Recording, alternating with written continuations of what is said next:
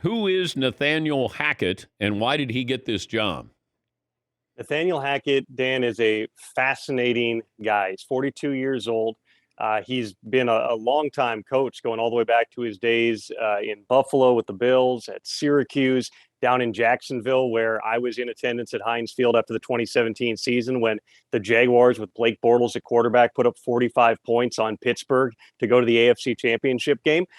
He ended up getting dismissed there the following year amidst a whole bunch of injuries on offense, but landed in Green Bay with Matt LaFleur and Aaron Rodgers and has really flourished in his role these past several years. He's a unique individual in terms of the way that he presents. He is very into technology. He's into analytics. He's into pop culture. He finds different ways to reach this generation of players. And I don't just mean, the 20, 21-year-old millennials or whatever we're calling them, but even the likes of Aaron Rodgers, who's a veteran quarterback, has heard it all for 20 plus years playing football at every level.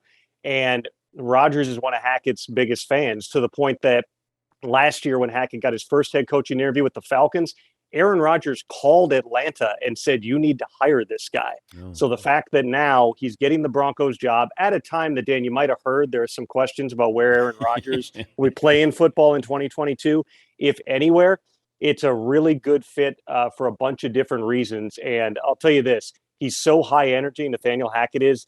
Nobody's going to fall asleep in his meetings. He's going to give the most entertaining press conferences in the league, and they think he's going to win a lot of football games for him too. But I wonder, you go in the interviewing process in Denver, does John Elway say, if we give you this job, can we get Aaron Rodgers? Like, how do you – would he get this job as standalone, you get the job, to be fair to his resume, and how much is the possibility of getting Aaron Rodgers attached to this?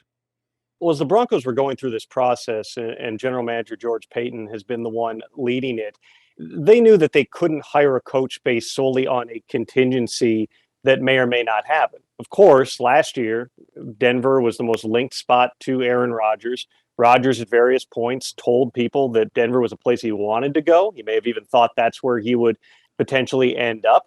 And that was at a time that you had Vic Fangio as the head coach and Pat Shurmur was the offensive coordinator. So now you have Hackett there. He's going to, in all likelihood, hire at least one Packers assistant, Adam Stenovich, who's the offensive line coach, run game coordinator, really well respected, used like 75 different O-line combinations this year with Bakhtiari out and managed to make it work. There's going to be familiarity there with the system, with the coaches. It would only heighten the possibility that Rodgers could land there. But they did a thorough search. Peyton had one of the most expansive search parties. They had, I think, 7 people who traveled around on the plane. They had other people involved on Zoom. They had different perspectives from different people. And he spent time with 10 different candidates during the process, almost all of them in person, which is rare because in this cycle, one thing that came out of COVID was everyone was like, hey, this Zoom thing is great. We'll just do a dozen, or in the Bears case, 24 different interviews all on Zoom. Then we'll get to the second interviews. The Broncos kind of went old school. Fire up the private jet. We're going to go see 10 of these coaches, go all the way, literally from the East Coast seeing Gerard Mayo to the West Coast seeing Kevin O'Connell. But one of the first interviews that they did was Nathaniel Hackett in Green Bay. Peyton had dinner with him the night before. They spent a long time together. Hackett, after that initial interview, had so impressed them that he became one of, if not the front runner. And so he was the only one that they brought back for a second interview on Monday. There's a lot to like about Nathaniel Hackett for the Denver Broncos beyond Aaron Rodgers, though certainly the Rodgers possibility is a nice piece.